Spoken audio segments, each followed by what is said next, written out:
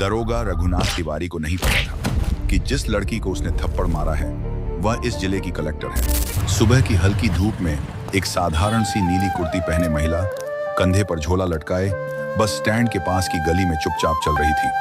उसके चेहरे पर न कोई रोब था, न कोई पहचान का निशान, बस एक साधारण सी मुस्कान जो आम लोगों में घुल मिल जाने की कोशिश कर रही थी। यह थी कलेक्टर अनन्या वर्मा, इस जिले की सबसे युवा आईएएस अधिकारी। वह आज बिना किसी सुरक्षा गार्ड के, बिना किसी काफिले के अकेले निकली थी। उसे जानना था कि जिस सिस्टम को वह कागजों पर चलाती है वह जमीन पर कैसा दिखता है, खासकर उन लोगों के लिए जिनके पास न नाम है, न पैसा है, न कोई सुनने वाला। थोड़ा आगे बढ़ते ही उसकी नजर एक छोटे से ठेले पर पड़ी। ठेले पर एक लड़की थी, कोई 22-23 साल की। नाम था सुनीता। पतली सी देह, माथे पर पसीना, हाथों में आटे की परत। वह गर्मा गर्म पकौड़े तल रही थी और उसके पास 3-4 ग्राहक लाइन में खड़े थे। उसकी आंखों में थकान थी लेकिन काम में जान थी। अनन्या रुक गई। उसने ठेले के पास जाकर कहा, एक प्लेट पकौड़े देना भाभी। सुनीता ने मुस्कुराते हुए ऊपर देखा। हाँ दीदी, अभी गरम गरम निकाल रही हूँ। अनन्या ने ठेले के किनारे टिककर सुनीता को देखा। पूछा, अकेले चलाती हो यह ठेला? सुनीता ने हंसते हुए कहा, हाँ दीदी, पति एक्सीडेंट में चला गया 2 साल पहले। एक बच्चा है 5 साल का, उसी के लिए सुबह 4 बजे उठा। I don't ever slow up, no I don't take shit. I got no love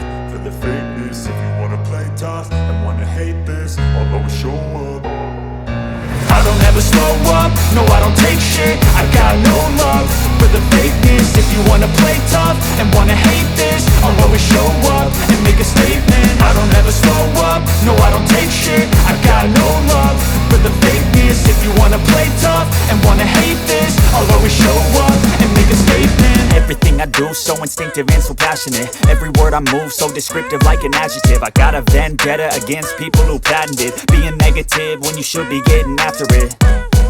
I got facts over tracks, this and that, spitting slow, spitting fast. I could roast, I could gas, think I'm okay at last. फिर से लगा ली ठेला। मंगलवार का हफ्ता नहीं दिया, कहाँ है पैसा? सुनीता ने हाथ जोड़ते हुए कहा, भैया, पिछले हफ्ते बच्चे को बुखार था, इलाज में पैसे लग गए, अगले हफ्ते दे दूंगी, कसम से। दरोगा तिवारी ने उसकी बात सुनी और ठहाका लगाया। बच्चे का बुखार? अरे इसी बहाने से हर बार टालती है। पाटिल, देखो इस लड़की का ढिठाई तो देखो। पाटिल नाम का सिपाही हंसते हुए बोला, हाँ साहब, बड़ी होशियार है। सुनीता गिड़गिड़ाने लगी, सच कह रही हूं साहब, अभी तो बोहनी भी नहीं हुई, थोड़ा वक्त दीजिए। वक्त? दरोगा तिवारी की आवाज और कड़ी हो गई, तुझे वक्त दिया था, अब मैं वक्त नहीं देता, माल देता हूं। और इससे पहले कि कोई कुछ समझे, दरोगा तिवारी ने अपनी मोटी लात ठेले के किनारे पर दे मारी। गरम तेल से भरी कड़ाही डगमगाई, पकौड़ों की ट्रे जमीन पर गिरी। सुनीता की सुबह की मेहनत सड़क पर बिखर गई। सुनीता की आंखें भर आईं। वह झुककर पकौड़े उठाने लगी। उसके हाथ कांप रहे थे। यह देखकर अनन्या का खून उबल उठा। वह एक कदम आगे बढ़ी और शांत लेकिन तेज आवाज में बोली, यह क्या है? यह गरीब लड़की आपने किस हक से लात मारी? दरोगा तिवारी ने अनन्या की तरफ मुड़कर देखा। ऊपर से नीचे तक घूरा एक मामूली कुर्ती पहनी लड़की। कोई सरकारी बैज नहीं, कोई गाड़ी नहीं, कोई रॉब नहीं। तिवारी हंसे, अरे कौन है तू? इसकी दोस्त है? चल भाग यहां से। पुलिस का काम है यह, पुलिस का काम है गरीबों से वसूली करना। अनन्या ने सीधे उनकी आंखों में देखते हुए कहा। तिवारी की हंसी थम गई। उन्होंने पाटिल की तरफ देखा। अबे, यह लड़की हमें कानून सिखा रही है। पाटिल बोला, साहब, लगता है नई है शहर रमे, अभी समझाते हैं। अनन्या बोली, देखिए दरोगा साहब, आपने एक महिला का ठेला पलटा है, उसकी रोजी बर्बाद की है। यह प्रशासनिक उत्पीड़न है, इसकी रिपोर्ट होगी। तिवारी का रंग बदल गया, उनकी आंखें तमतमा गई। रिपोर्ट? वह जोर से चिल्लाए, तू करेगी रिपोर्ट मेरे खिलाफ? और फिर अगले ही पल, बिना किसी चेतावनी के, दरोगा रघुनाथ तिवारी ने अपना हाथ उठाया और अनन्या के गाल पर जोरदार थप्पड़ मार दिया। आवाज इतनी तेज थी जैसे हवा में बिजली कड़की हो। सुनीता का मुंह खुला रह गया। ठेले के पास खड़े ग्राहक स्तब्ध हो गए। एक पल के लिए जैसे वक्त रुक गया। अनन्या लड़खड़ाई। उसके गाल पर 5 उंगलियों के लाल निशान उभर आए। दरोगा तिवारी ने अपनी हथेली झाड़ते हुए कहा, अब पता चला, पुलिस से जुबान लड़ाने का यही नतीजा होता है। चल भाग यहां से। पाटिल और दूसरे सिपाही ठहाका मारकर हंसे। अनन्या ने धीरे से अपना गाल छुआ। दर्द था, लेकिन उसकी आंखों में डर की जगह एक ठंडी आग जल उठी थी। उसने मन ही मन सोचा, अब नहीं, बहुत हो गया। लेकिन तभी उसके दिमाग में एक और सवाल आया। अगर मैं अभी बता दूं कि मैं कलेक्टर हूं, तो यह घबराकर माफी मांगेंगे, मेरे पैर पकड़ेंगे। लेकिन जो सुनीता है, जो रोज यहां अकेले खड़ी होती है, उसके लिए कोई नहीं आएगा। उस हर सुनीता के लिए जिसके पास कोई पहचान नहीं है। मुझे और देखना है। मुझे यह जानना है कि बिना नाम के, बिना ओहदे के, इस शहर में एक अकेली औरत के साथ क्या होता है। उसने कोई विरोध नहीं किया। दरोगा तिवारी ने पाटिल को इशारा किया। इसे थाने ले चलो, बड़ी जुबान चलाती है। सुनीता रो रही थी। नहीं साहब, दीदी ने कुछ नहीं किया, छोड़ दीजिए उन्हें। चुप रह, पाटिल ने सुनीता को धकेला। अनन्या की कलाई पकड़ी गई। उसे जबरदस्ती पुलिस की जीप में बिठाया गया। जीप थाने की तरफ चली। रास्ते में सिपाही आपस में हंसते हुए बात इंग कर रहे थे।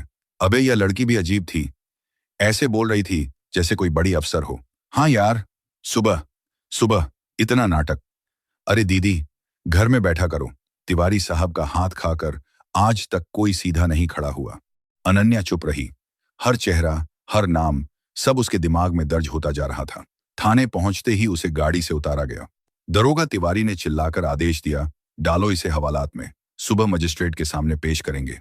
एक महिला कांस्टेबल, जिसका नाम शांताबाई था, अनन्या को पकड़कर महिला हवालात की तरफ ले गई और लोहे का दरवाजा बंद कर दिया। हवालात में पहले से 2 महिलाएं थीं। एक थी कमला, करीब 45 साल, धान के खेत में मजदूरी करने वाली। उसके बेटे को किसी झूठे मामले में पकड़ लिया गया था। दूसरी थी परी, एक 19 साल की लड़की, जिसका कसूर सिर्फ यह था कि वह अपनी पसंद के लड़के से मिलने गई थी और घर वालों ने पुलिस से पकड़वा दिया था। कमला ने अनन्या को देखते ही धीरे से पूछा, बहन, क्यों लाए तुझे यहाँ? एक गरीब की मदद करने की गलती। कमला ने आह भरी, यहाँ मदद करना सबसे बड़ी गलती है। परी रो रही थी। दीदी, यह लोग मुझे झूठे केस में फंसाना चाहते हैं। सुबह से पीट रहे हैं, कह रहे हैं कि पता नहीं क्या कबूल करो। अनन्या का दिल दहल गया। यह था असली सच। यह थी जमीन की हकीकत जो किसी फाइल में नहीं लिखी होती। कुछ देर बाद दरोगा तिवारी खुद हवालात के बाहर आए। पान चबाते हुए उन्होंने सलाखों के बीच से अनन्या को देखा। तो मैडम, अकल आई? एक कागज पर साइन कर दे। लिखा है कि तूने सरकारी काम में बाधा डाली। साइन कर और निकल यहां से। अनन्या ने सीधे उनकी आंखों में देखा। मैं किसी झूठे कागज पर साइन नहीं करूंगी। दरोगा तिवारी की आंखें सिकुड़ गईं। ठीक है, मच्छर तुझे रात भर खाएंगे, तब याद आएगा। उन्होंने गंदी मुस्कान दी और बोले, और एक और तरीका भी है हमारे पास। अनन्या समझ गई। उसे घिन आई। जो करना हो करो, मैं साइन नहीं करूंगी। ठीक है, तिवारी गुस्से में बोले। पाटिल, इसे अंदर ले जाओ और समझाओ। 2 सिपाही हवालात में घुसे। चल, बाहर निकल।